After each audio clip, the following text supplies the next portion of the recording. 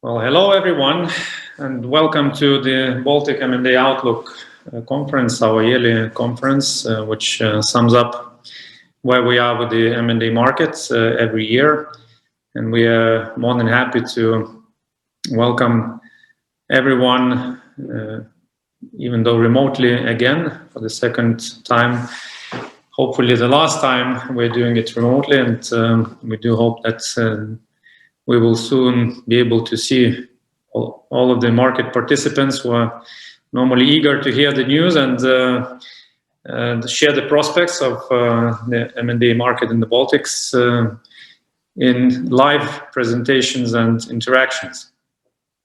So we have a esteemed collection of panelists today. We will have 3 panels. The first one will speak about the M&A trends and news and prospects in more general terms. The second one will cover the M&A insurance part, which is becoming a bigger and bigger topic in the Baltics.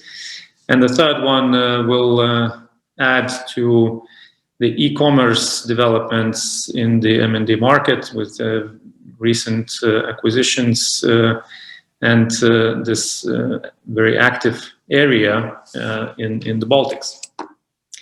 So without further ado, maybe I will just introduce the technical part. The 3 panels will be separated by 5-minute breaks just to switch the speakers. You can ask questions in the live section, which you have received as a link. All the questions will be reaching us, and will, given the time constraints, we'll try to answer all of them, but surely be brave and be active. It's always very difficult to understand whether you are speaking just between yourselves and without seeing the audience, and we would very much encourage any kinds of even silly questions just to understand that someone is listening and someone is actually interested. So I will then move to the first panel, which will talk about the M&A reality where we are today, and we will have Carl Erik Kodur from Porta. We will have Valeria Liege from Oaklands and Šarūnas Skyrius from Superia, and 2 of my colleagues up north, Gunter Zile and Martin Simovart from Cobalt. I will just make a very quick introduction where we are, and then give floor to the next panelists. And of course, it is really so satisfying to talk about M&A as we have the situation today.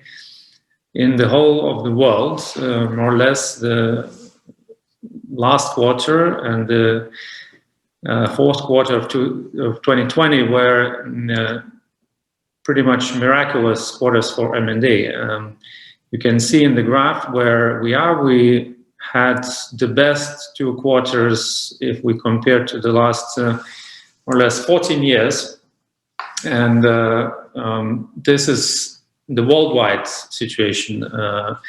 But even more satisfying it is when we can say that Baltics is really joining the party.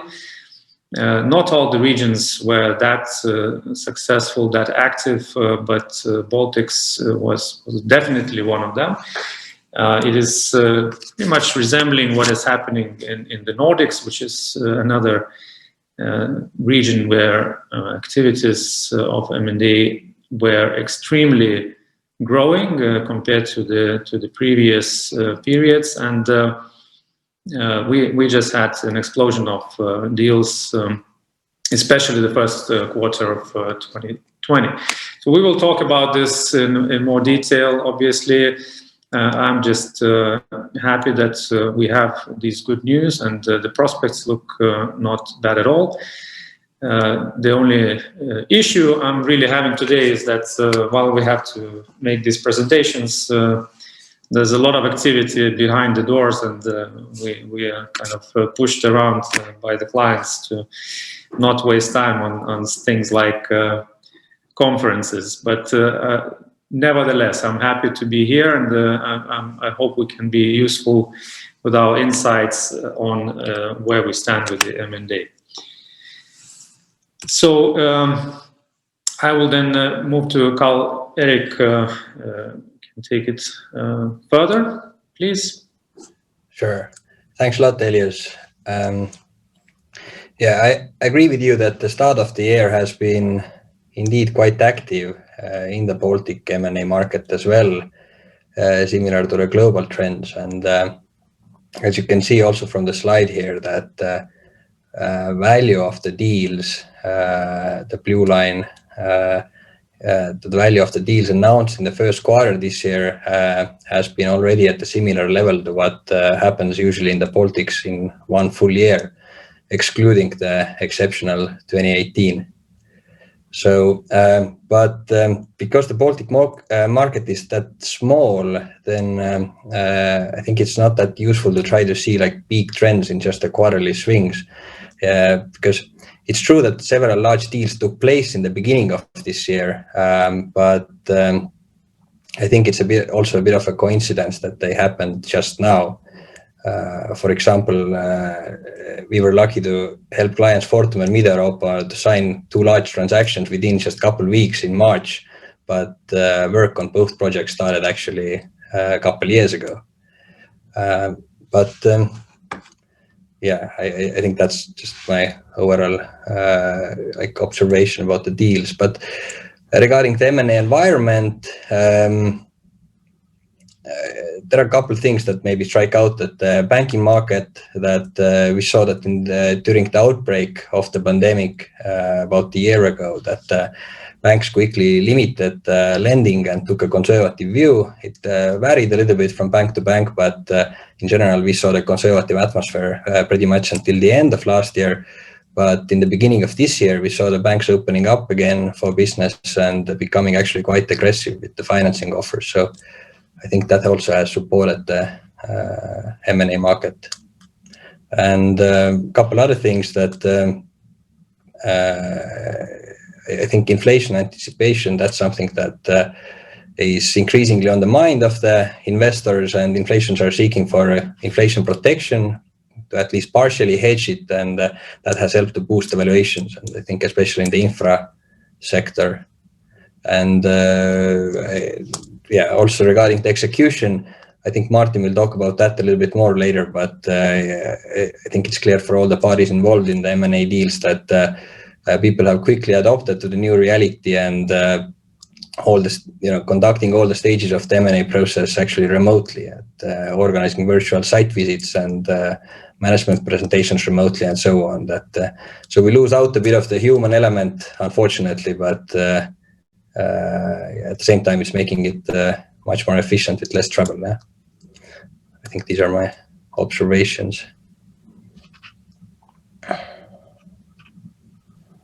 Yeah, thank you. And we move further. Then Valeria, can you step in? Okay. Thank you, Carl Erik. So, just sort of to continue on what you were saying, it is quite difficult to look at quarter by quarter transactions in the Baltics because there are so few of them, right? But overall, I think what we all have seen is that last year, in March and April, everyone, was not as happy as this year, right? I think sort of in our office in March and April, we were thinking basically, how many people to fire and when exactly to do that. And everyone was preparing for the restructuring cases. Our major work, actually, exactly a year ago, was to help Autumn, the Latvian state fund, to establish a restructuring fund to save all the companies that are supposed to go into bankruptcy or restructuring, right? I am now on the board, on the investment committee in that fund, and frankly speaking, we haven't seen too many restructuring cases, right, for this year. So everyone was very depressed in April and May, and then somehow everyone got used to it, right? So basically, it took people probably 2-3 months to transition to work from home, to to improve their balance sheet, and of course at that period you just stop M&As, right? But probably already in September, we started seeing the rebound. Okay, we have closed several transactions in Lithuania and in Latvia, including Cafe Service and Medica.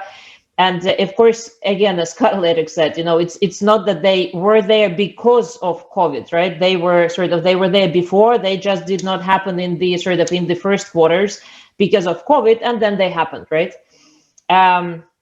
Overall, what we have seen is that, of course, the first sectors to rebound were technology and healthcare, and the sectors that were not that good and are still not good, right, were traditional brick and mortar retail, travel, real estate, restaurants. And as I stated several minutes ago, when we talk about the restructuring cases, the only restructuring cases that we have seen were actually in hotel business, in aerospace, and in restaurants, right? The rest of the of the sectors look okay, and look that the deals are happening there as well. Investors now understand the environment. They they see that the vaccinations are taking place, maybe not that fast in Latvia, unfortunately, but overall there is positive sentiment. I would also agree to what Karl-Erik said about Zoom M&As, right? I've spent 2 months in South Africa. I just came back 2 days ago, and we basically are close to closing 2 major transactions, and I haven't seen my client for a year. And and 2 of those months I was away in South Africa, and in one of those the client herself was in Switzerland and in Cyprus, and it all happens, right? So I think we will never go back fully to to everything happening on the spot. The second thing, we do see that the banks are opening up again, to continue on what Karl-Erik said, and also the restructuring funds, including Altum. I don't know what the situation is in Lithuania, but definitely in Latvia, they are willing to support the companies. And now it's not just, as initially was planned, the companies in restructuring, but basically the companies that see the opportunities in COVID and maybe want to do the M&A or want to do some expansion because of COVID and because they see those opportunities. And also what we see is that the very active participation of private equity funds, both in Latvia, at least, there are quite many of them who have their time limits and have to exit. That's why here, for example, on the deals in 2000 and in this quarter, right, you see EQ, where we were helping Baltic to sell it because the fund is coming to the end. But it's also what we see is that private equities are quite active in acquisitions, and it's not on the list yet in Latvia, but we do see several transactions happening. Otherwise, I will probably give over to to Šarūnas to talk more about the cases in Lithuania. Yeah, thank you, Valeria. Šarūnas, the floor is yours. Thanks, and thanks, Karl-Erik and Valeria, for more or less exhausting the topic. I'm sorry. So I'll just eat the remaining crumbles and try to be happy with it. It's really a happy time to be in M&A in the Baltics, whether you're a lawyer or an investment banker. This is a good time. There are a lot of transactions. We've had a lot of transactions, and we continue to have a pretty healthy flow of current deals and the strong pipeline. I think, I won't bore you to death with war stories of how deals are done over Zoom. I mean, this is already kind of part of the new reality. My son is going to graduate school over Zoom, so talk about changes in life. And I think what will stay is once this is over, from a practical standpoint, is that a lot of meetings before COVID could have been emails, and a lot of meetings that could not have been emails could have been video meetings, and instead of spending half an hour driving to a meeting and half an hour driving, including parking and finding parking and back, could have been spent more productively. So I think we will meet people because we miss meeting people, and I loathe negotiations happening over Zoom. Because you lose half the information, and it's really a human business. At the end of the day, at crunch time, it's a very human moment when you negotiate the deal, when somebody sells an asset and someone's happy to buy it. I just spoke to an old friend of mine who's a bridge, the card game nut. He's completely nuts about it. And he misses real tournaments so badly that he's got all the vaccinations now, and he's just can't wait. Like in 2 weeks, he's going to go to a major tournament and play live, because he says it's impossible. I don't know what my form is. He says I probably suck now, but probably everybody else sucks. So it's a bit like that. You lose a lot of that humanity, and this is, as I said, a very human business driven by two very human emotions, fear and greed. And we used to have a lot of fear last year. But now I think the transmission mechanism of monetary policy that is the capital market, and by extension the M&A market, is finally filling up with all that money, even in this distant neck of the woods. And not only, I will just add on what Valeria and Karl-Erik said, not only do banks want to finance businesses that they didn't want to finance, meaning that I think there's going to be something a bit more than just return to normal. Banks are talking about, well, at least two banks are very seriously talking about establishing leveraged finance as a product offering. And that means more or less bye-bye to 5-year amortizing schedules, which really do nothing for M&A deals, and do nothing for DCF models, and really do nothing to deliver competitive bids in an M&A process. So I'm very, very much looking forward to that. I think we joked at one of these M&A shindigs that the only thing standing between the prices the Baltic businessmen and founders deserve for their business and the prices they get is the absence of leveraged finance as a product offering on behalf of the banks. And in every joke there's a small piece of the joke, and I think this is thankfully, there's now hope that that's actually going to be the case. Another takeaway, aside from trying to lock your kids up when having important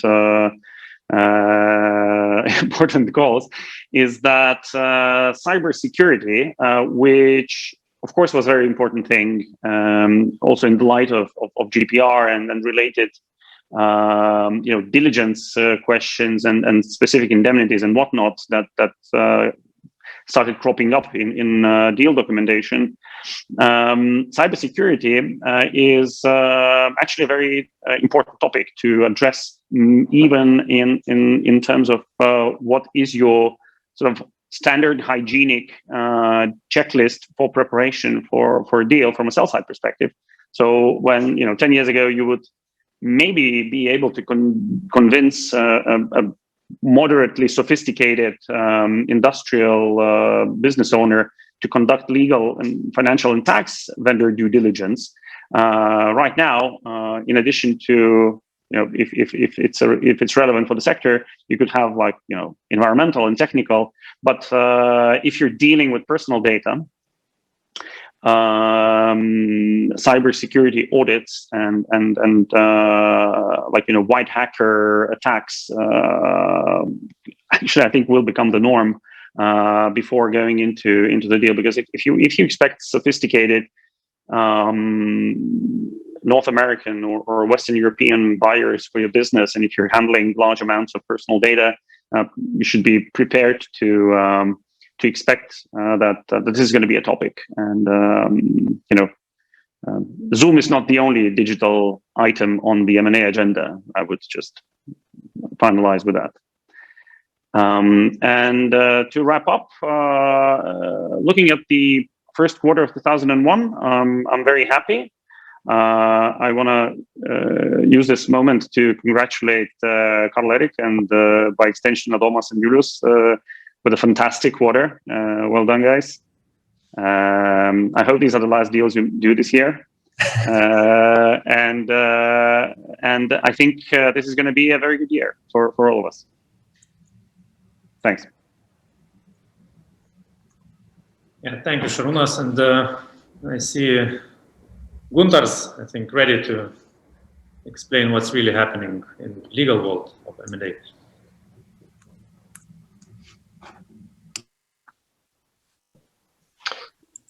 Okay, hello everyone. I think on a legal side, we experienced pretty much the same as everyone else involved in M&A matters. So the world stopped last spring, so a year ago, and it seems that it's going to be quite a disastrous year. And then everyone realized that the world keeps spinning, and it keeps spinning even faster. So where we are right now, as Šarūnas said, and as one client said to me just yesterday, it's very good times for M&A, and I think everyone hopes that it will definitely continue. So what we have seen from a practical perspective, I think the kind of buzzwords are efficiency and productivity, so higher productivity. So actually, of course, due to no meetings and traveling in person, it means that we can simply Zoom and jump from one meeting to another meeting without losing any time there, and it appears to be very efficient. So, and then certainly it's there to stay, and for quite a long time.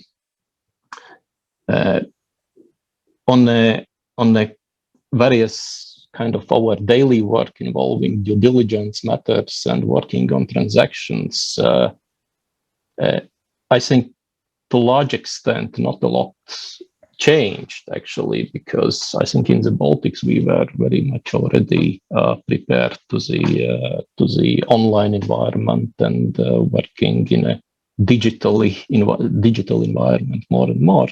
So probably more so on the Estonian side, and with us in Latvia and Lithuania maybe a bit lagging there, at least having a slower start there. But what we realized that this COVID time gave a kind of a push to everyone to use the digital signatures everywhere and do it more and more, and it works. So everyone realized that it works, and even on the side of public authorities, somehow there are still deficiencies here in Latvia, but there are more and more good examples where all the processes around the transaction can work digitally online without any presence. Actually, there are also some hiccups. Certainly, the local notaries here are not like working online, and we have seen some issues with the banks, which do or do not accept certain digital signatures from foreigners. So there is still room for improvement, but overall, I think it was it has been a good push towards becoming more efficient and more productive, and try to innovate and improve on everything what we do. Those are very brief remarks on my side. Yes, Martin, then you're last but not least. Sorry, I think I mixed up who was ready. But, no worry, Taylor. So it's no harm done, I guess. So I can just kind of concede with the previous speakers what have been said about the M&A market and how it has been adapting, and kind of maybe just to add a few bit on this execution part, that of course going like online and digital, we were quite pretty well prepared, but in terms of the due diligence process, and with the virtual data rooms have been kind of common for already a long years ago. So it was not a new reality for us. We just kind of probably developed it a little bit further, that all the management interview Q&A sessions that were done online as well, and it worked out perfectly. So there the process was very efficient, and I guess it will become a new norm anyway.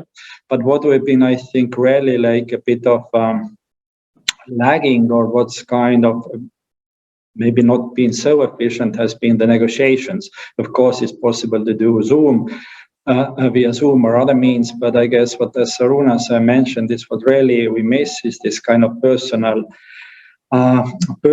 touch, and especially kind of the body language and all the kind of tricks about the negotiations. And that over the Zoom is certainly more complicated, and I guess it's not as efficient, and especially when the issues become contentious, so it's harder to solve, and it takes actually slightly longer.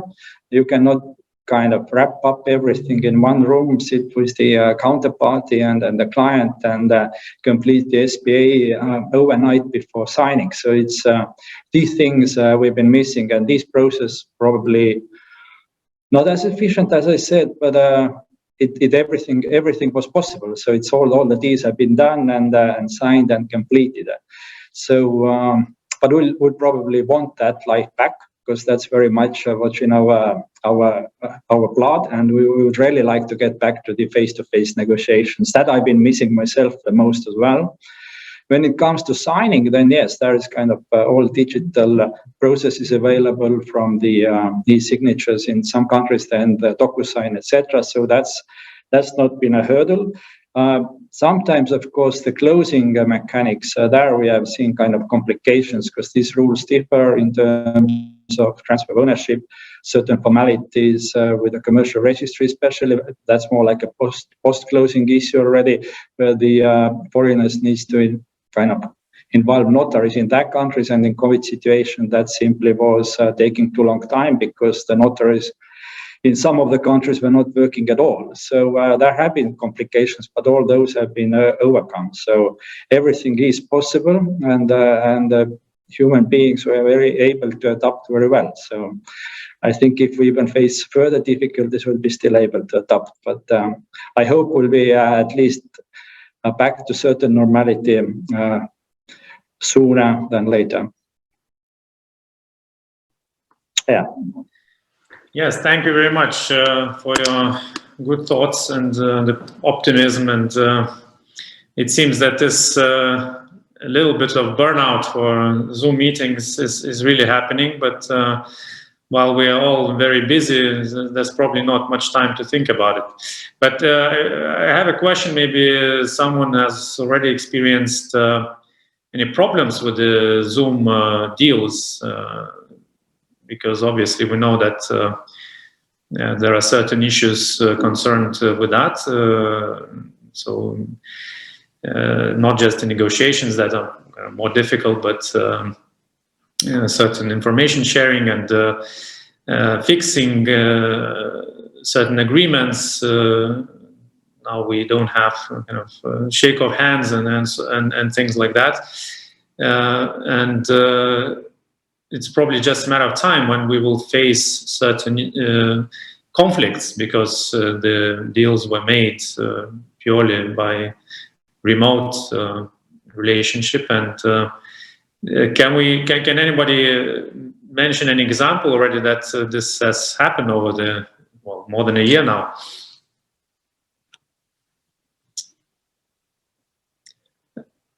And I know it's a difficult way to ask, because cannot see your hands raised, and difficult to see the body language whether you have an answer, but at least I see your faces. So it seems to me that nobody has actually experienced anything troublesome yet for these Zoom meetings. And another question I have to the investment bankers: what about the valuations in this strange period of time when we have a lot of deals? Well, it seems that valuation should be up, but from what we see, it's not necessarily the case. It seems that it's just the activity is up, but not necessarily the valuations. So, Šarūnas, maybe starting from you. Yeah, maybe a quick comment that we have pretty good Zoom hygiene, so we didn't have any problems, but unlike a certain member of parliament here in Lithuania. But to answer your question about valuations, it really is dependent on the sector.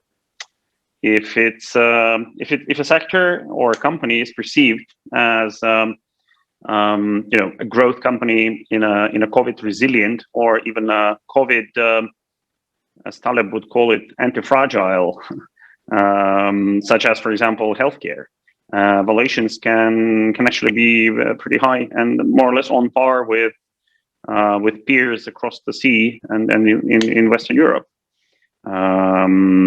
as has been the case in a couple of recent transactions in the Baltics.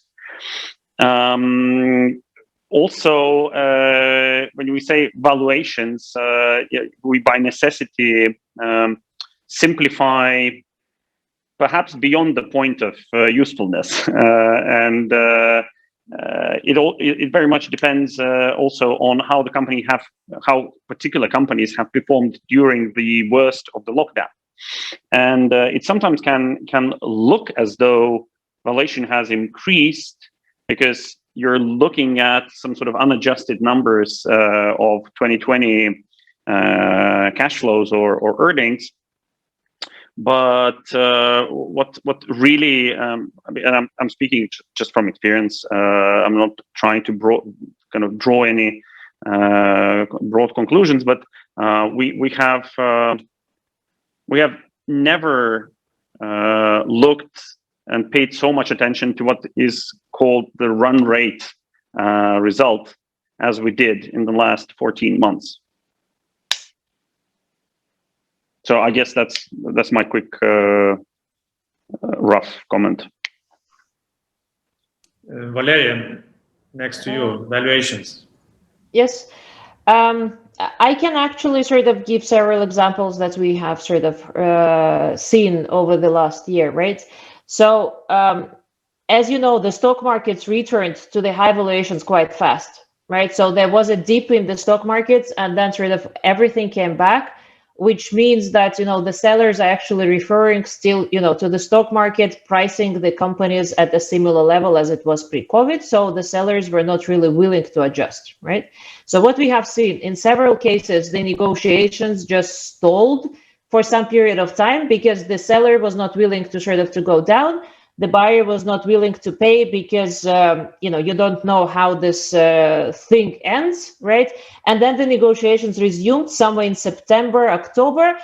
And for some, the valuations actually stayed at the pre-COVID level. For some, there was sort of a delayed payment that relates to the performance in 2020 or 2021, right? And what we have seen is that actually those companies that had a sort of delayed payments, right, based on the performance, they actually got all the payments because at least those companies, their performance was not affected and has actually improved because of COVID, right? So I would say that in what we have seen, the multiples have not gone down. It was more sort of some sort of delayed payment, maybe that is based on performance. But I agree with Šarūnas. Sometimes, of course, if the company has suffered, right, then you will see that the profit has gone down, right, and sort of the multiple sort of looks high. But if you take the adjustment for those COVID months when the company was closed, basically, right, then the multiples can go down as well. But we managed sort of to avoid it in our cases. And Karl-Erik, Estonia. Yeah, no, I always think... up there, I understand. It's always more expensive. No, I think I have to agree with Valeria and Šarūnas that there's I think not too much to add. That I think assets in let's say lower risk and generally higher valuation sectors, like for example infra, that I think there are visible additional capital inflows that are just looking for some sort of hedge or partial hedge from inflation, and that of course pushes up also the valuation further. And as Šarūnas mentioned, that the valuation levels in the Baltics, that they can easily reach the Western European levels, or in some case maybe already try to exceed those. That it's not like the valuations in the Baltics have to always have some sort of a discount for the smaller region or some other risks. So, but in the end, it's all very case by case, and you really have to look into details. Difficult to generalize. Yeah, thank you. And we just have a couple of more minutes. And I do encourage everyone to ask questions online on the live platform. We still don't have any questions, but it definitely works. We've checked. The speakers, of course, can also comment and ask questions out here. Just have a couple of more if we can quickly run around. In terms of vendor due diligence, we see a relative increase of these happening in the Baltic deals, and there seems to be a trend that more and more are considering having a vendor due diligence, so not as usual a few years ago. Is that the trend also you see in all the three Baltic states? Šarūnas, you are the first one on my screen, so maybe you can start. I know it's difficult to understand who needs to speak. Yes. It's hard for me to deny, having just sent an RFP.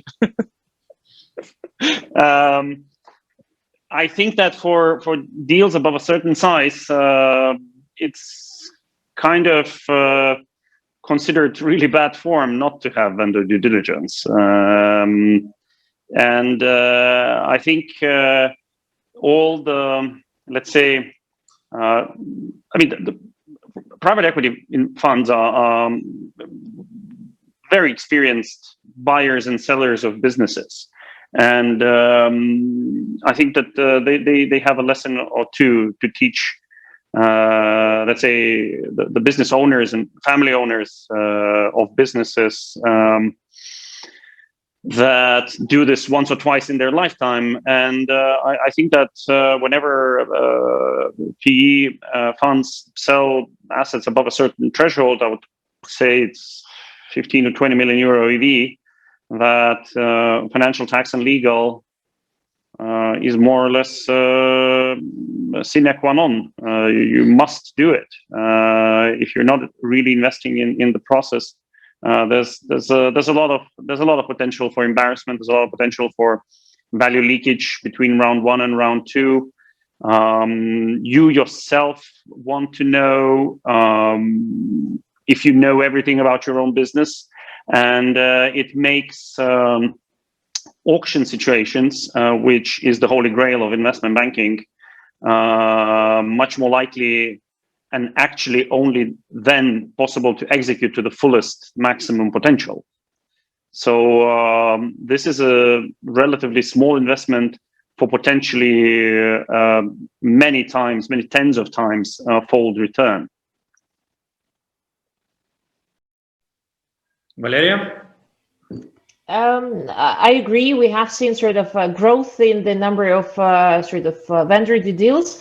What we have seen is even sort of one step further. It's sort of preparation of company for sale, 1 year or 2 years before, which would also include some sort of work with tax and financial and legal to prepare the company for sale.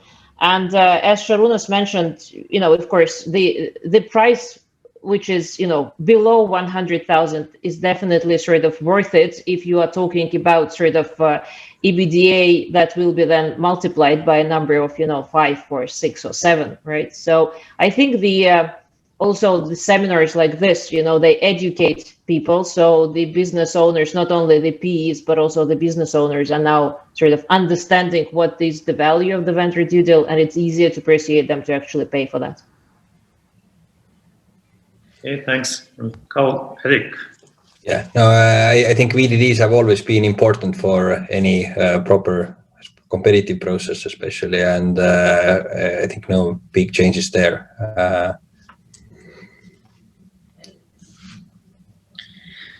Yeah, well, thank you very much. I had another question, but I'll keep it for the ending. We're kind of running out of our panel's time, so thank you very much for the panelists, and then we'll be switching to the next panel in just a few minutes. So 5-minute break, and we're back. Thank you.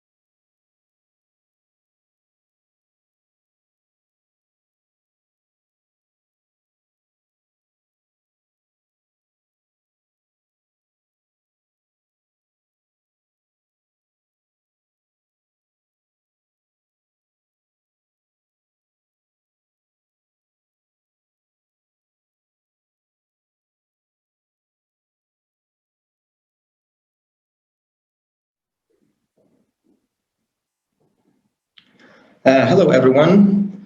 I'm delighted to moderate the panel on our event on the topic of warranty and indemnity insurance.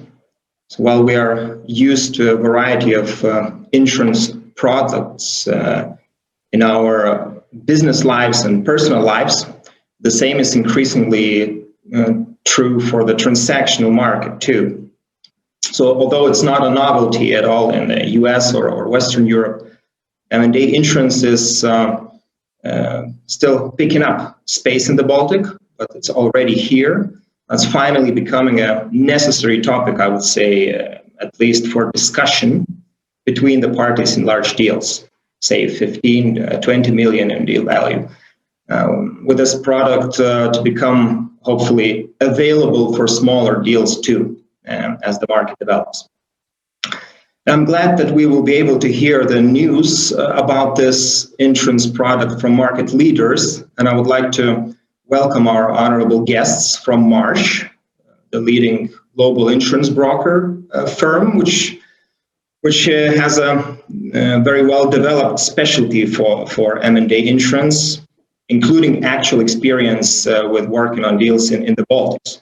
So I'd like to introduce Alexander Kvenerstedt, practice leader for Continental Europe at Marsh. Hello, Alexander. Hi, thank you. And Martin Stone, head of transactional risk insurance for Central and Southeastern Europe at Marsh. Hello, Martin. Hello, good afternoon. So I'd like to start with a general question, Alexander, perhaps as we have heard in the first panel about the M&A market activity, what is your impression about the deal volume value in the Nordic Sea currently, and has the use of insurance increased? How is Marsh doing these times? Well, thank you. First of all, I would just like to apologize in advance because I'm working from home and I have dogs and kids running around, so it's going to be a bit noisy. And just now, after an hour of quietness, my baby just found a squeaky toy to get the dogs up and running. So it'll be a bit noisy, unfortunately, but I'll do my best here, and then Margie will take over if it's too noisy. But yeah, I would say, and to echo what everyone said, and all the data we've seen so far in this presentation or panel, is that we had a few quiet months in end of Q1, start of Q2, but since last summer, I would say that the activity has been booming all across, and indeed the utilization of W&I insurance in all types of deals have multifold. So most of our teams across continental Europe, we have some 8 hubs in continental Europe, have been working at 150%, and we're hiring as much people as we can. I think the use of W&I has increased, in particular when you have uncertain times, because the value insurance brings to the table in where a buyer gets a more solid SPA on the back of a more commercial and risk-willing insurance market has made life easier. And back to a few of the sort of previous panelist comments on discrepancies on price expectations and stuff like that. And any type of uncertainty you can take out of a transaction, of which obviously the warranties and in sometimes specific indemnities would bring complexity to a deal. It has then obviously improved the chances for actually making a deal, striking a deal. So the repeat clients we have use insurance to increase deal certainty. And I think if we look at sort of the Nordics as a comparison, which is very close to the Baltics, the utilization of the product has increased yearly. And I don't think there is a private equity auction in the Nordics where you don't have insurance, stapled insurance from the sell side already. So what we try to do, obviously, is that already, as Valeria mentioned in the previous panel, where you have a sort of dressing of the bride already 24 months prior to a competitive auction, that we've been involved already on the sell side to make sure that you have an insurable interest and that you can draft a very, very strong SPA, which is backed up by insurance. And back to what you said about VDDs, what we can do on the insurance side is that we can conclude a lot of the underwriting already upfront before indicative and final bids to have 80-90% of the insurance product already concluded once you have a prevailing bidder. And all these things, again, back to deal certainty and in some instances also price increases and the sort of taking out specific indemnities, which could be potential deal breakers.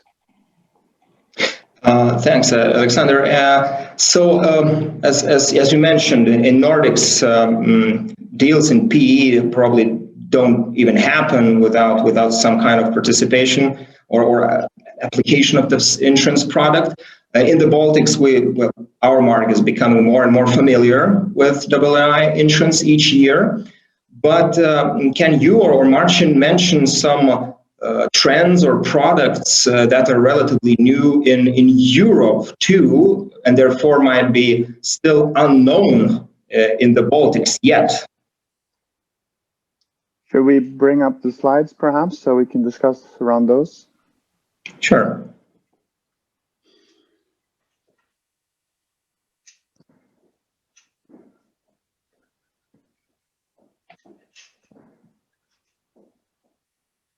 Yeah, can you go on? Yes, sort of... sorry, I can start. I was just I was looking for the unmute button and I found it, luckily. So I think. Can you increase the size, Marcin? Yes. To go to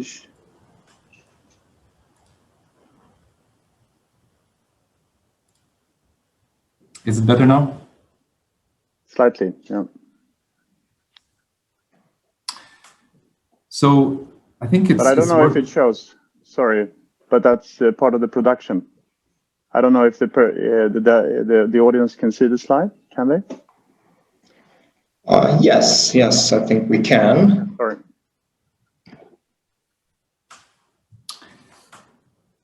Okay, so I think that it's worth to mention that the market of transactional risk insurance remains highly competitive, and we have currently more than 20 insurers on the market ready to provide offers for this type of insurance, and their combined aggregate capacity equals to more than $2 billion. So of course, this means that for smaller deals, the competition is very high.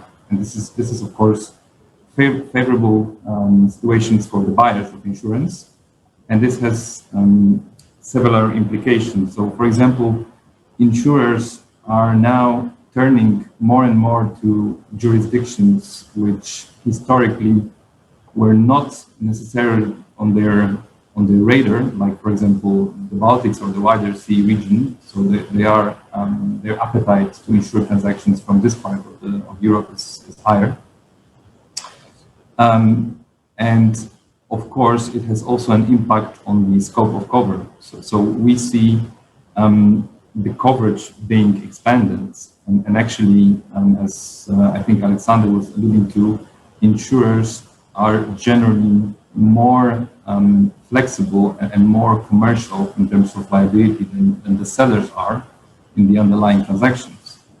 So just to give a few examples, this leads to there being fewer exclusions under the policies.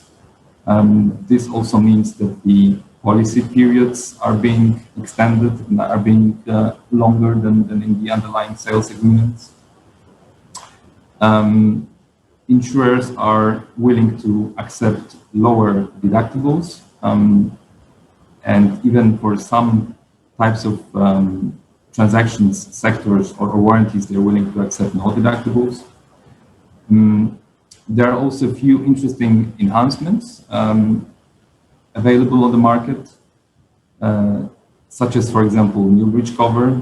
So new breach cover is an enhancement designed to cover the negative consequences of warranty breaches occurring and manifesting in the interim period, something that would be normally excluded under a traditional WLAC policy. in principle, a W&I policy is designed to cover unknown risks, but insurers more and more are ready to pick up identified risks and cover them either through W&I policy or under a standalone policy. And I think an important trend which we also observe on the market is that, and this also results of course, from there being a lot of insurers, is that more and more insurers are willing to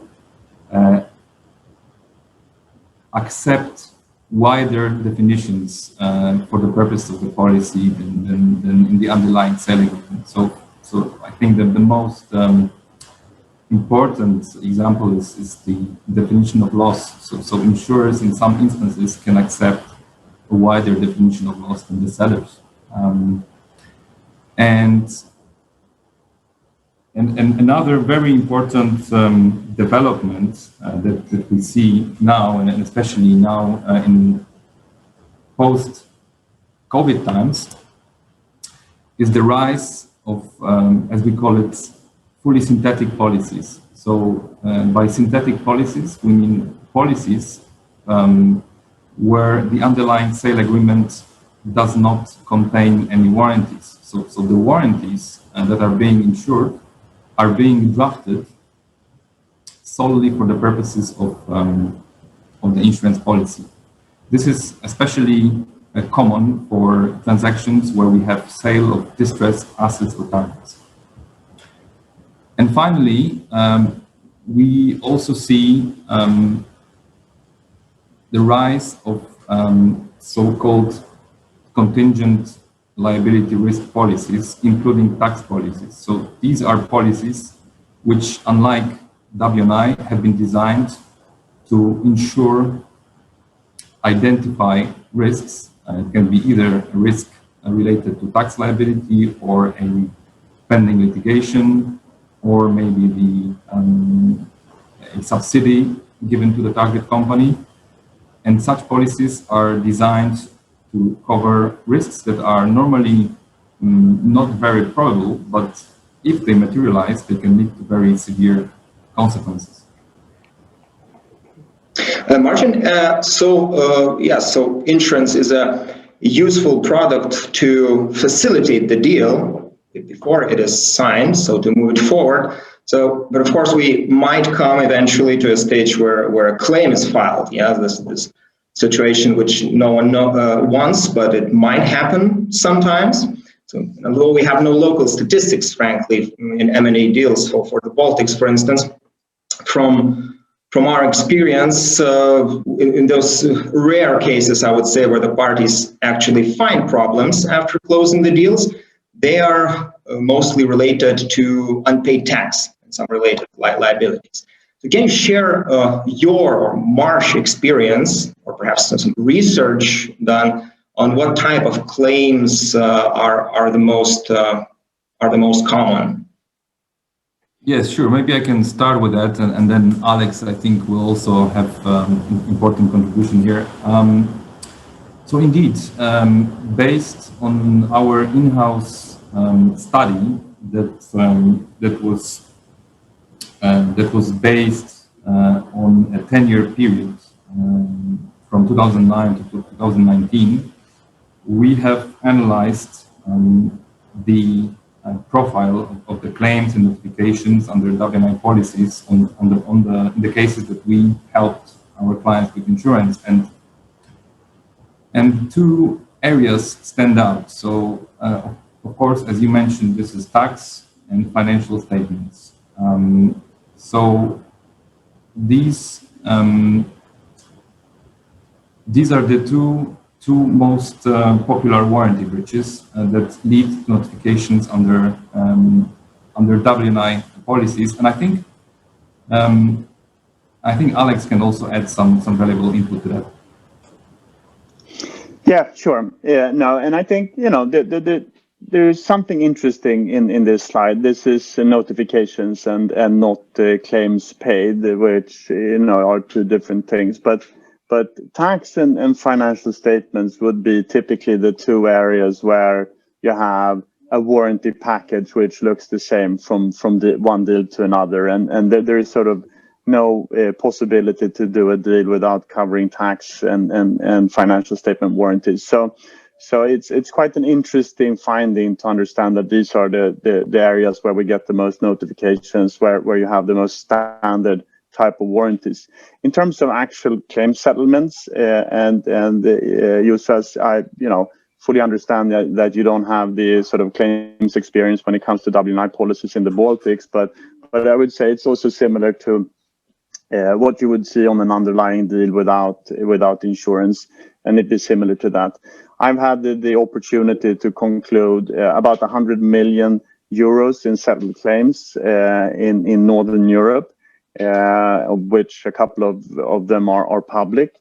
But typically when you have large losses, you have issues with the financial statements. It's where you get a problem and it hits the multiple, and therefore the loss paid is ultimately a large limit, which means full limit payout. And the average limit we have in terms of deal value is 25%. And one could imagine to have a financial or even or a strategic sponsor doing a deal and losing 20-25% of the enterprise value, and that'll make anyone's calculations for a profitable deal really tough. So we've seen the product work. Claims are difficult because it might be easy to sort of conclude that you have a breach of warranty, but then quantifying that breach is difficult. But we've been successful thus far, and as the world's largest insurance broker, obviously we have good leverage with the insurers to settle these claims. But it takes a bit of time, and you need quite a lot of information and data to sort of fulfill the data needs for insurers and their either coverage providers or capacity providers or reinsurers. So it works, but it is a tough one.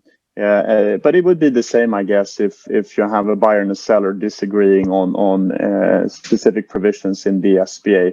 What is the valuation of such a breach? Alexander, can you provide some examples? So financial statements, indeed, it's an important part. But in case of a tax claims, have you come across any situations with tax claims, and how they were handled? Because there's a state authority also participating in this process. How does this all interplay in practice?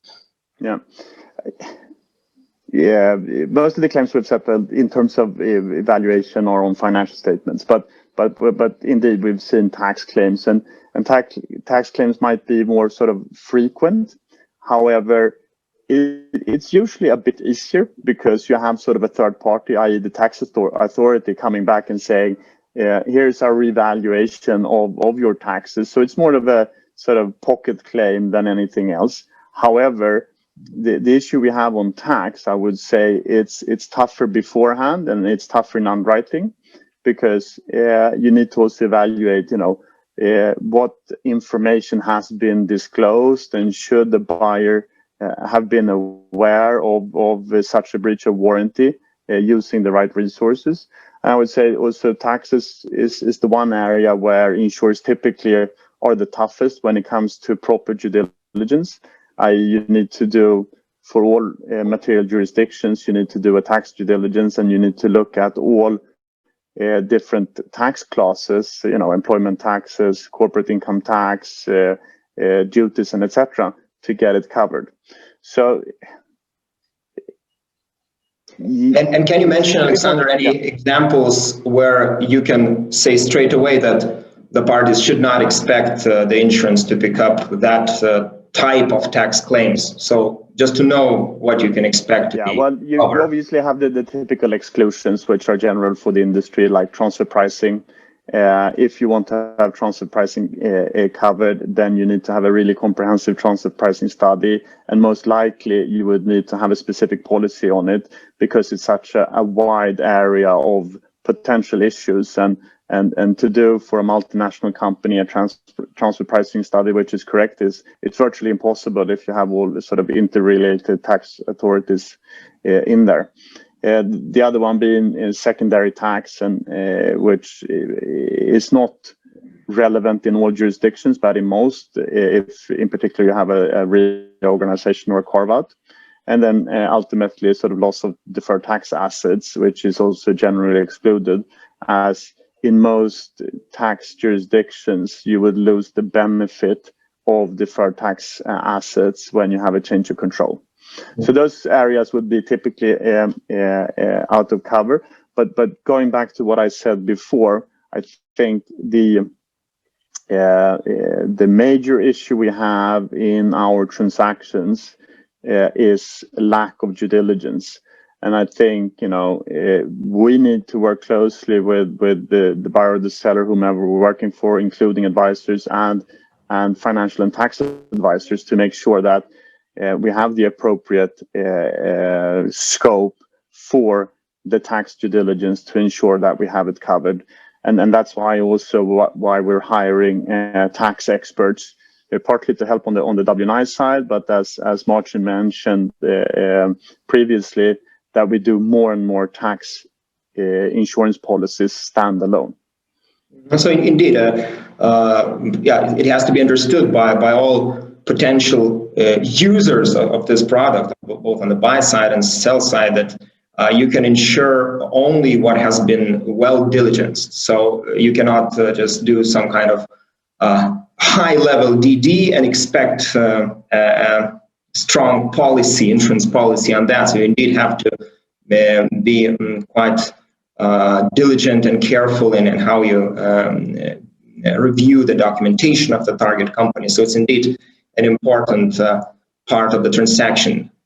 It's an interesting point, actually, and back also to what we said previously in terms of having longer lead times and working with the target company and its owner prior to an actual exit, coupled with vendor due diligence. Because what we can do when we work on the sell side, we call it the sell side flip, because we work on the sell side for maybe 6-12 months. And then ultimately the buyer is most often the insured, and we flip to the buy side.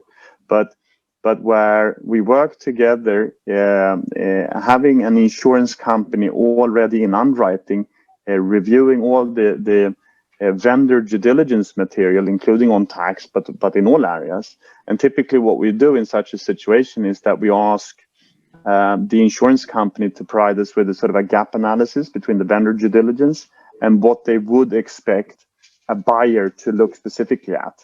So, for instance, if the vendor due diligence on the tax side would have looked at, say, that we have the Baltic companies, but then also a subsidiary in Finland, and the Finnish subsidiary hasn't been covered for tax, then we would have a specific bullet on that in our due diligence note, which can go out to all the bidders in the data room to say, if you want to have tax in Finland covered, you need to have local due diligence on that particular, depending on the materiality and the size of the turnover, number of employees, and if it's a subsidiary or just a profit center, whatever it might be. So, approaching the conclusion due to time constraints, I would still have one practical question. So, for everyone not really still involved in M&A insurance, working with deals but not involved in that yet, the practical question: How much does it cost? How do you calculate the price of this product? Especially, perhaps there's some kind of standard pricing of sorts. But what about those more difficult situations you mentioned? Difficult to assess tax risks, or there are some contingent situations where the risk is probable, although not very likely to materialize, but it's a probability. You still have insurance on that. How would you describe standard pricing and this pricing for more difficult situations? Sure. So I think the rule of thumb for pricing for W&I policies is it's normally in the range of 1%. It of course depends on various factors. 1% from the policy limit, meaning liability which is covered. So not the whole. Correct. That's correct. 1% of the limit of liability that is insured by the insurer, which in turn is a percentage of the deal value. So normally it would be around 1%, and then it can vary for different kind of sectors. For example, real estate sectors or renewable sectors are considered to be less risky by the insurers, and we can have a better pricing for that. And then if there are more tricky or sectors that are considered more risky by insurance, like for example financial services or pharma deals, that can be a bit more expensive. But in general, that would be around 1%. And that is, of course, the pricing of WNI insurance, so insurance which in principle covers unknown risks. And then if we are talking about coverage of risks that have been already identified by the advisors in their DD reports, be it tax or pending litigation or any other type of risk, then of course the risk is already known, and the pricing increases. So I think we are, and it really depends, and the range of pricing can be really broad because it depends on many factors. For example, in terms of tax insurance, the pricing would depend on the jurisdiction. It would depend on how strong the underlying opinion of an expert is. It will depend on motivation of the insured to buy the insurer. It would depend on how aggressive the taken tax position is. So the range is really broad, and just to give you an indication, we've seen anything between 2 and 10% for this type of risk. Okay, Marcin. So for the conclusion, how would you describe the deal value of where you would already see the insurance used in the Scandinavia, for instance? So in our market, what's the deal value where you would advise the parties to look into that? I think the answer, where I usually turn the question around, the minimum total cost of insurance is roughly around 100k euros, right? And you can have sort of variances to that depending on if it's a real estate deal and stuff like that, but around 100k. So it's more a question of if the transaction can bear such a cost and if it's valuable for the clients. You know, if you look at private equity, even if the transaction is 10-15 million euros, and you can get a clean exit, and you don't have to have a liability for 7 years, and you're able to close the fund ultimately, then obviously 100k is cheap.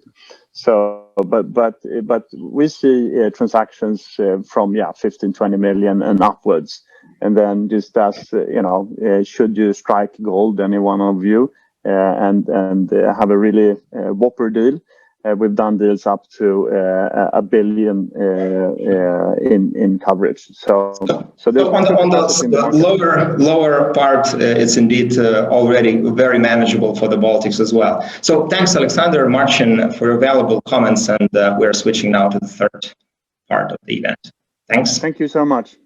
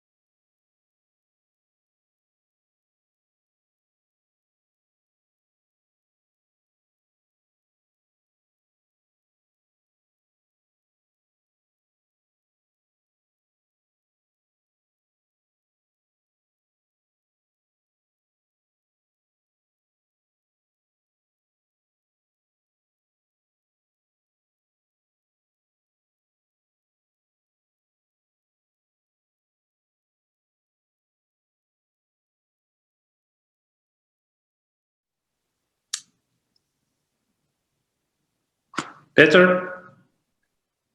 Yes. Hello everybody. So we'll start with our final panel, and I don't know whether you did hear Elius's short introduction or not, but we have called it a new hot topic in the Baltic M&A, and this new hot topic is e-commerce, and in a way it has been inspired by one lately signed transaction, which was Media Europa partners investing or purchasing Pigu and Hobbyol Group in March, and I'm honored to have here with us Kerim Turkmen, a partner from Media Europa partners, and also Julius Grigalionas, who is from Porta Finance, and both Porta and Cobalt, we were then privileged to be also in the team for Media Europa to get this deal signed. So I would probably not spend much time of introducing us and Julius and Porta, because we are the locals and we hope more or less we are known here. But Kerim, I mean, Media Europa hasn't been here for some time, so maybe you can start with a little bit helping our viewers to where you come from and of course. So very happy to. And again, as you can see, we're all still at home. I'm actually currently based in London. Would have much preferred to be there with you and the whole team. So hello everyone. My name is Kerim Turkmen. I'm one of the partners of Media Europa. I've been with the firm for about 14 years now. I'm a member of our management committee, our investment committee. I'm responsible for B2B and technology investments across the region, but also the Baltic region as well, where you're right in saying that it's been a little while since we have been invested in the region. But if I look back, I think the first investment we made was even before my time at Media Europa. It was around 2000, an investment in Estonia. That was followed by an investment in BT, which some of you may know of. We successfully exited that to Providence Equity Partners, who are still the investors. And very happy to say recently we have signed and announced the acquisition of both Pigu and Hobbyol Group, together creating the largest e-commerce platform in the region. So that's quick background. Maybe I'll say a few words on Media Europa as well. Hopefully we are, I would hope, somewhat known in the region given our previous track record.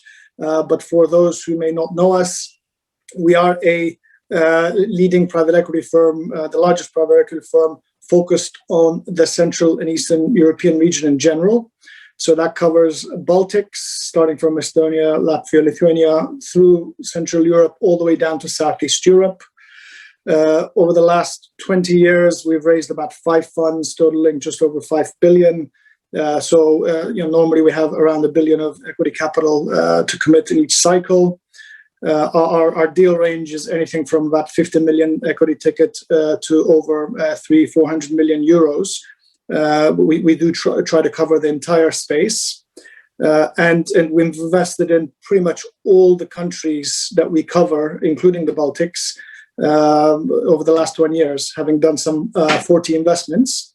We do, however, have a growth focus, I would say, and also a sector focus, focusing a lot on the consumer, healthcare, services, as well as technology space.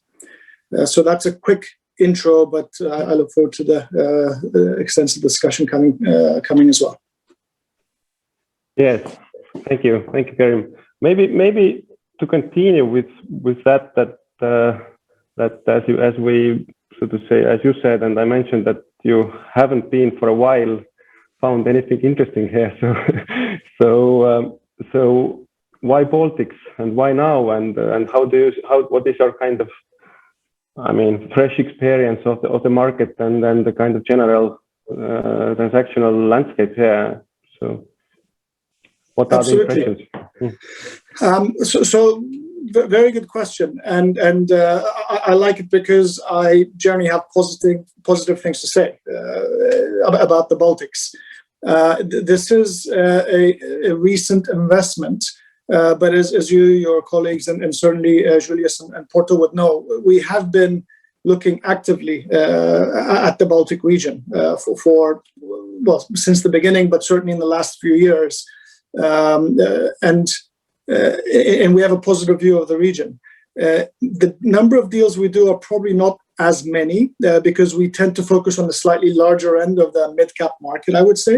So by nature of the size of the economies, the slightly larger deals we would look at are fewer. Having said that, there have been a number of interesting opportunities that we came very close to the finishing line on, which were so we lost out for various reasons. But we do think that this is a very interesting region. It's well developed from a socioeconomic standpoint. The income levels are quite high, and dare I say, because of the open and relatively liberal nature of the economies, the society, and I would again generalize maybe by saying that the high level of education and development, the technology sector and the TMT sectors are also quite developed. So you have a number of businesses which are domestic, but also have expanded internationally, both into Scandinavia, the Nordic markets, for example, but also globally. There are a number of examples of that, companies such as Vinted, Cleveron, Pipedrive, Bolt, etc. And even the deal that we currently did has got a Nordic angle because of Hobby Hall's group existing presence in the Finnish market, which we think is a nice growth opportunity. So, we think it's a very well-developed market. The number of deals is probably a little bit limited because of size for us. Nevertheless, we've spent quite a bit of time on multiple interesting opportunities, a lot of the times with you gentlemen, working on them, as Julius can also mention. Yes, thank you. Julius, maybe as you can support on that, and maybe also one aspect I would, maybe you could comment is that what Karim brought up was that, I mean, there are good examples of the Baltic companies also going, so to say, west or north and then expanding. And then how do you see the kind of potential role of such new owners in supporting it? I think it's very important. So a lot of times, I mean, as I think Karim alluded to, the issue for investors like MEP, like for Karim, is sort of the size, the scale of the opportunities, right? They're rare, but when they are around, the economy is attractive, and therefore they generate quite a bit of competition, and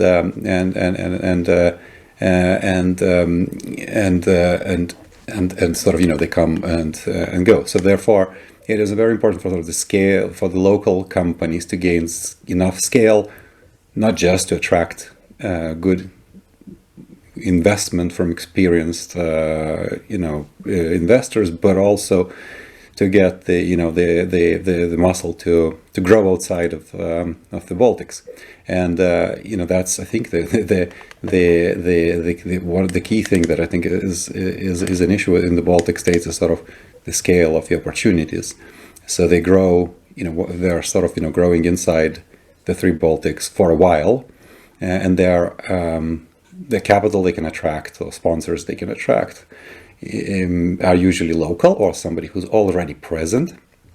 So you can look back at e-commerce space as well, and the small opportunities in Latvia otherwise would generate would get interest from the local players that are already in the market, whether it's Pigu or Kesko or somebody else, but not from somebody who would be willing to enter the market fresh.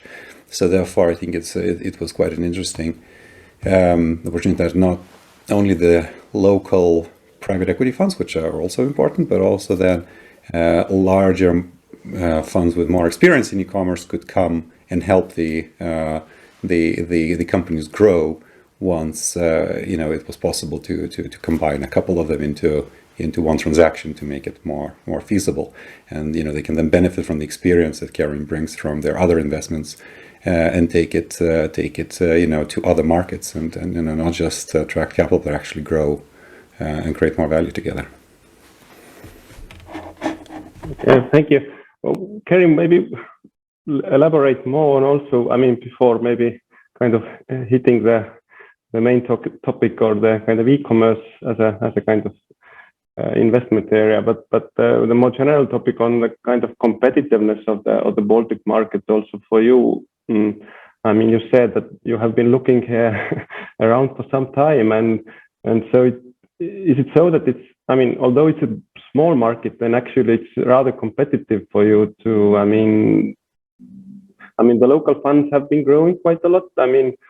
Of course, maybe, they would not take the same ticket of your size, but still, there are a lot of other funds here as well. So how do you see on that? But is it and also the valuations, I understood from the first panel, are not anymore too low here. So the people know how much to ask for their companies.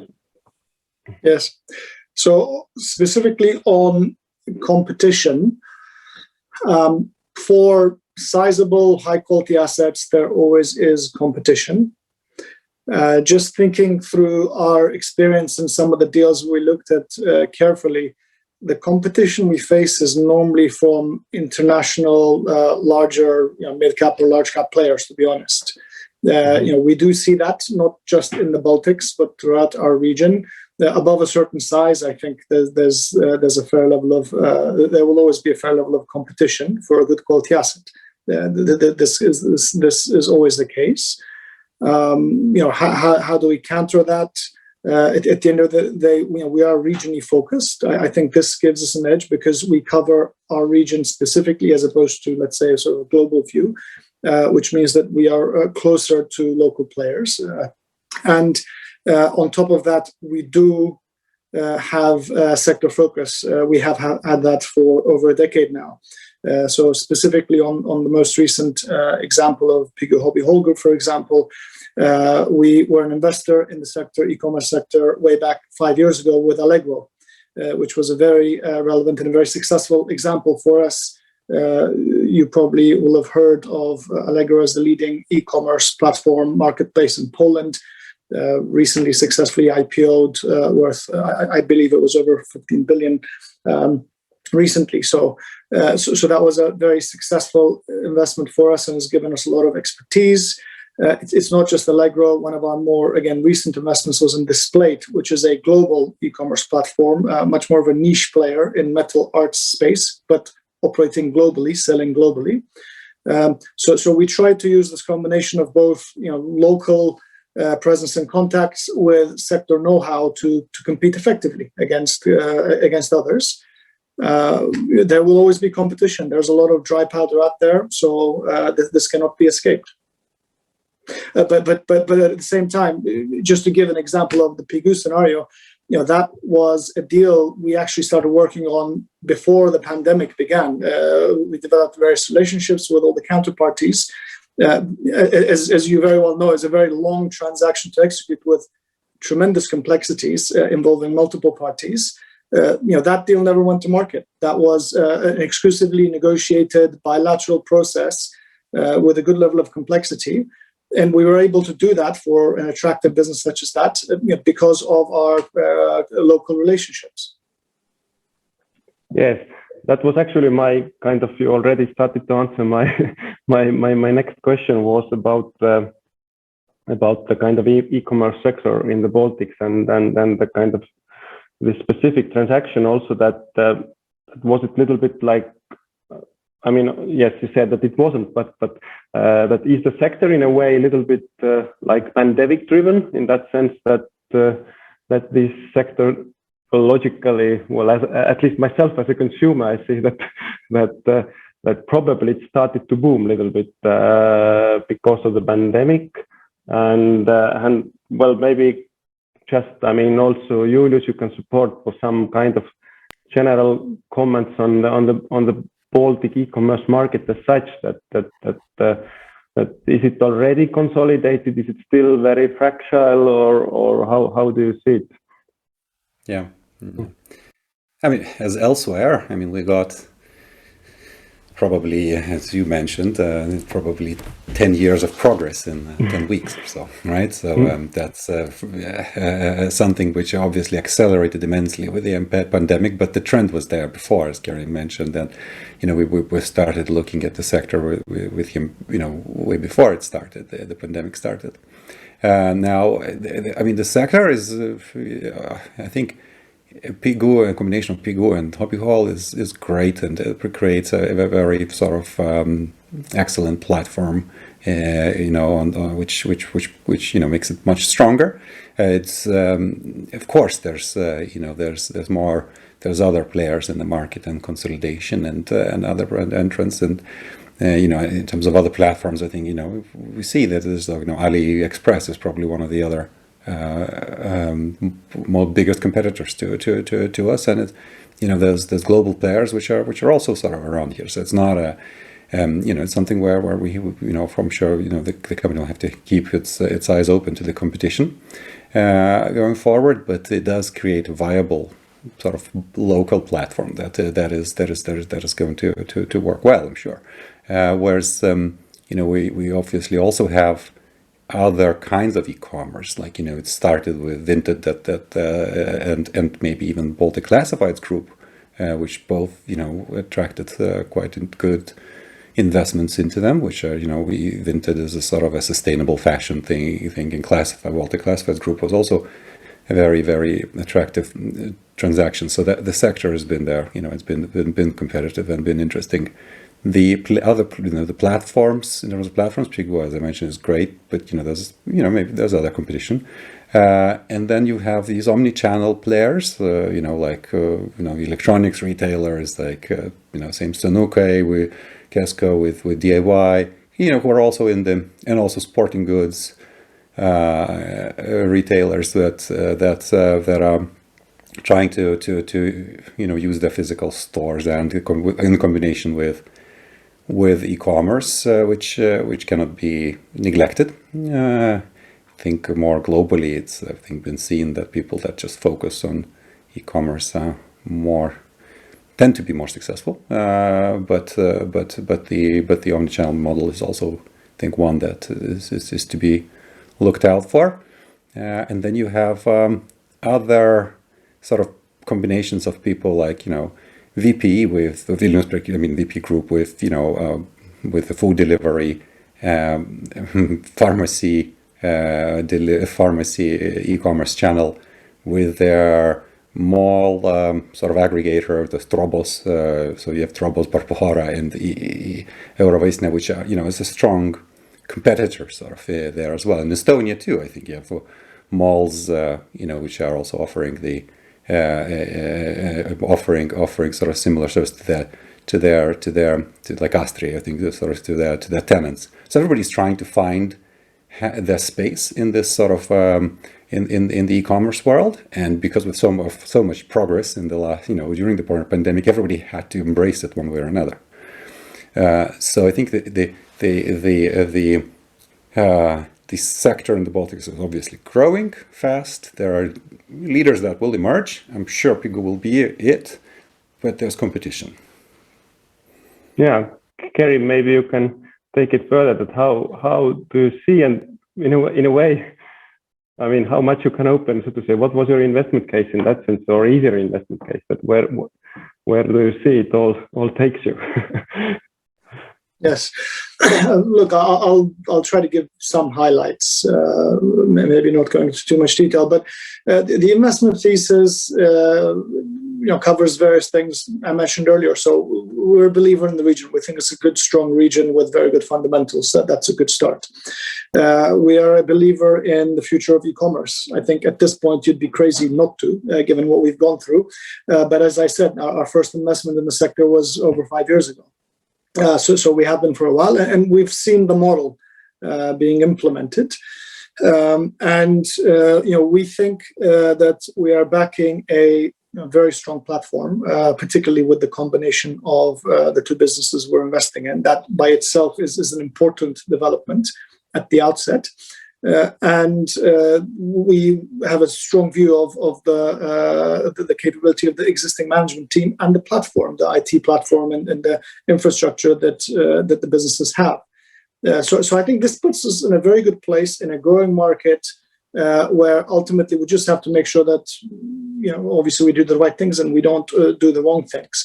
But I think we're already in a pretty good place. There is clearly competition. It's a big market, and there's competition at different levels, whether it's international players or category focused players.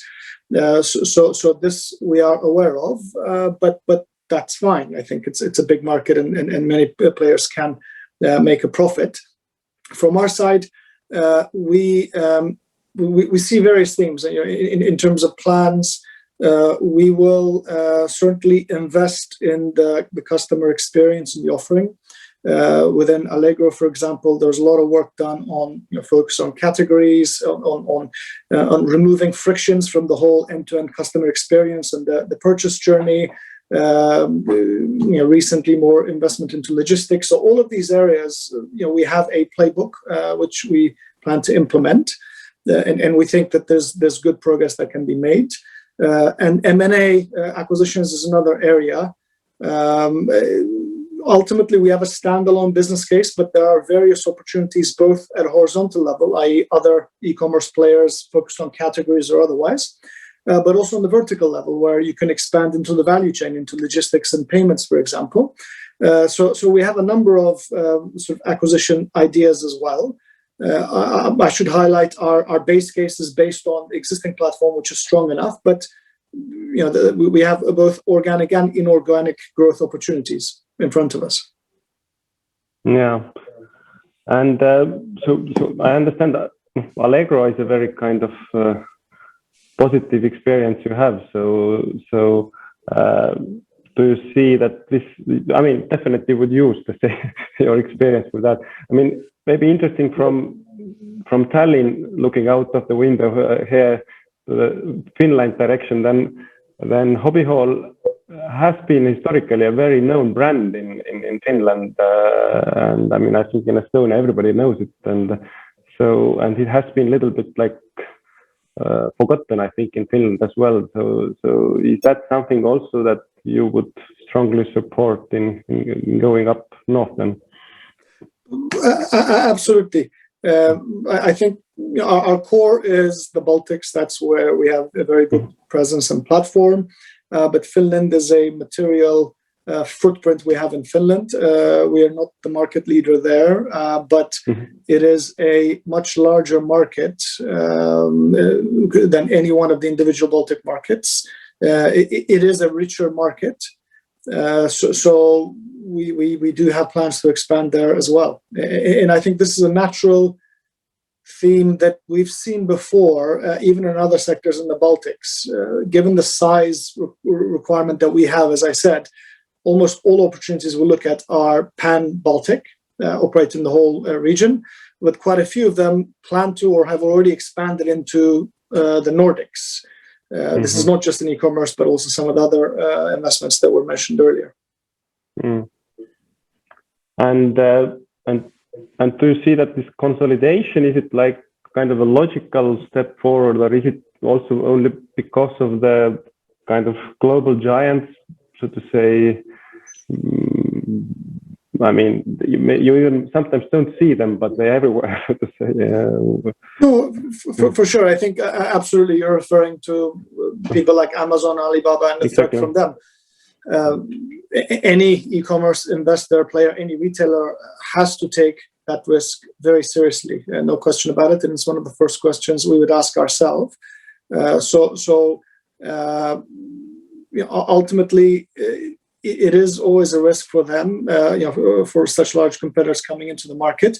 But there are a lot of examples of where they have and haven't disrupted the market as much as they thought they would, perhaps. I mean, Poland is an example where they've recently entered. There's been talk about them entering for a while.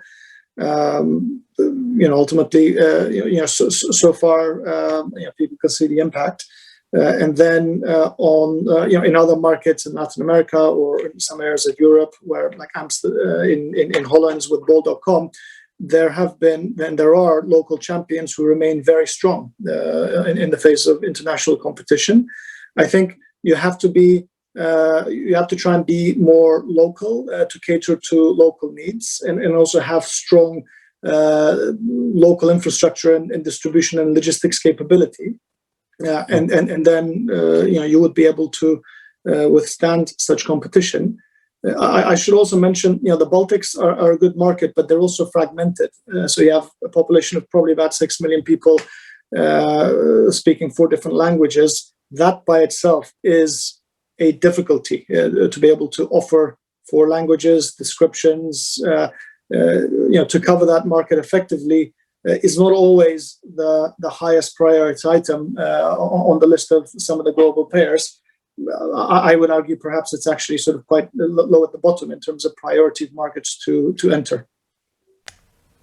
I would just maybe add this, I think exactly as Karim was saying, they have typically the balance between for the consumer and for the platform or the e-commerce provider of sort of cost, choice, and convenience, and sometimes all 3, sometimes a couple, but you have to find the right mix. And the Baltics is not the easiest sort of market to crack on all 3, to be convenient, to have a wide choice, and to be low cost. So you could do a couple of those things or some of them, but it's not as easy to do for a global player, for example. To address all of them. So there's always, I'm sure there's a strong position that a local player can play in this, just because of the nature of the market. And so let's maybe look into the future as well. That Julius, maybe you can continue saying that. What do you think could be in a way interesting for Karim and his team? To look further in the Baltics, and then we can hear Karim whether your suggestions and ideas are in the right direction. Yeah, I think it's it's been, as we've heard from previous panels, I think it's been a sort of an active time for the Baltics. The economies are doing very well, and the M&A market is strong, and and the consumer is very strong as well. So obviously we will see more strength in the consumer retail space. There's of course more money in other areas of the economy as well, in the telecoms, in the infrastructure, and elsewhere. So I have no doubt that the market will continue for a while. It's of course maybe been a little bit unusual. The first quarter has been very busy.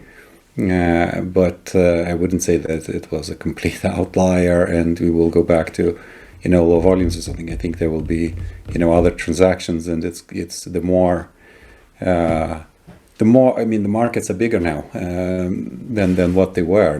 Comparing to the first time that Europa invested here, sort of in the first round of beta, the economies are much bigger, the companies are way bigger, and you have more of these opportunities. And once you have strong regional and local players in the market, like MEP, like other local players and other funds, then I think they will continue to want to invest in attractive businesses. So I wouldn't give sort of precise sort of pitches or ideas or offers what's next in the pipeline, but I'm sure that it's going to go on, because this time around we have I think. Growth led by exports and local savings and actual, own money in the Baltics. It's not something that's going to flow out like in 2008. It's not borrowed money this time. So it's going to continue to be strong. There's going to be other challenges, I'm sure, but I think that the Baltics will be able to weather them quite efficiently. So Karim, what's on your mind, or how do you comment? How do you see the Baltics? Yeah, I was tired for a while. Sure. No. Look, there are a few things on my mind, but I won't go into specifics either. As I said, we are quite positive on the Baltics. To recap, so step out some of the comments that were made earlier. Last year was a very volatile year, particularly in the first March-April period. Volatile, uncertain. And then the whole year was fairly choppy. I think now there's much more clarity on the government support that has taken place, the monetary support that has taken place, and also I wouldn't say there's great visibility, but there's a better view on what sectors are more impacted than others, because we saw that as well as an investor with a wide portfolio. Now I think there's more conviction within the market, and certainly there's a lot of dry powder with private equity in general.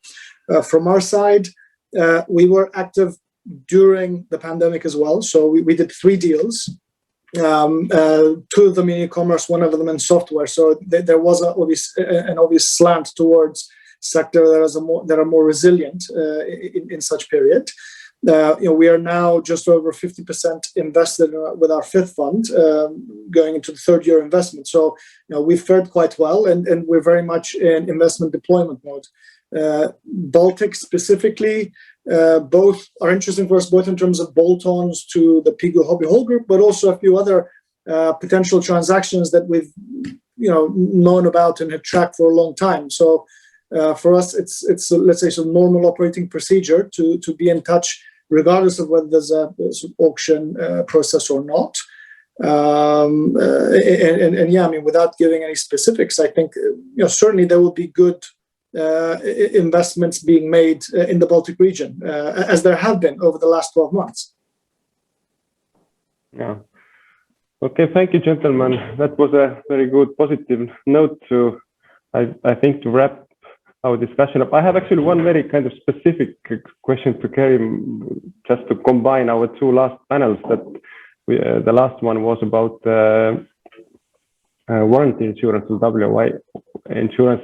I would believe this is something in your documentation, a kind of a standard element today already, that you do all the deals with the warranty insurance.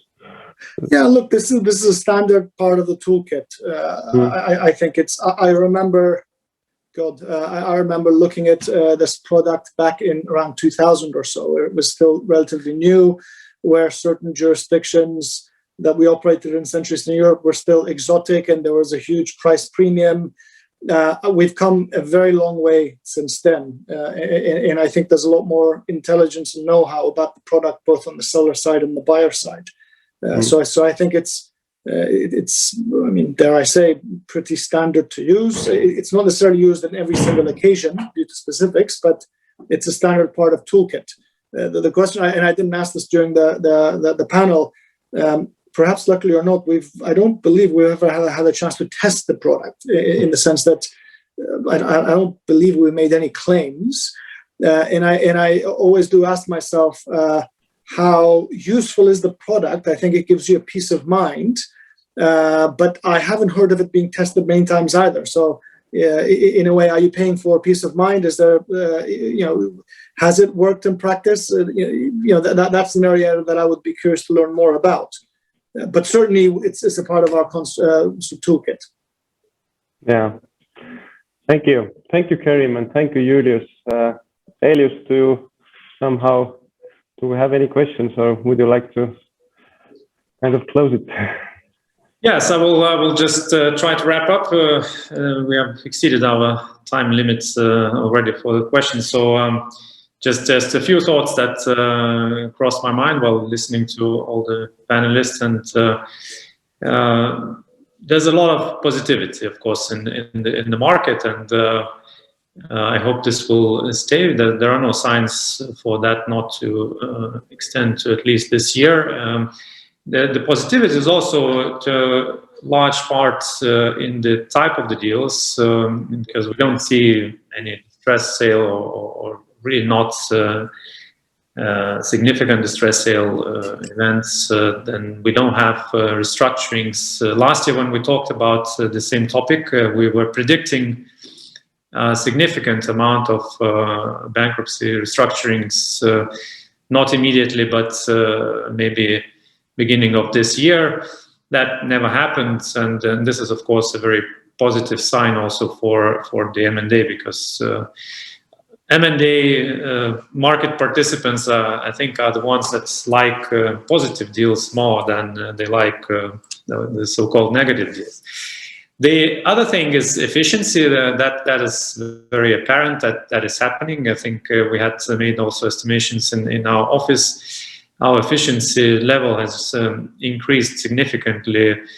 And of course, it's not just in M&A deals, but in M&A deals definitely because of not traveling, being more effective on negotiations and spending time and so on. But the other thing related to that, of course, is Zoom fatigue or burnout, which is really happening. And I heard a bad idea. I didn't like it at all, unfortunately, that this normal way of life, the usual way we used to carry on transactions with the live meetings and long negotiations overnight also in many cases, that is not coming back. And I really want to finish this M&A session with a hope that it is actually coming back, and this is hopefully the last M&A Baltic Outlook meeting that we have on Zoom. I do really hope that the next one we will have live. We will be able to shake hands, and hopefully this whole nightmare will be over. So thank you very much again for all the speakers and the participants whom we unfortunately don't see, but we feel your presence, and we will then see you live anytime soon, I hope.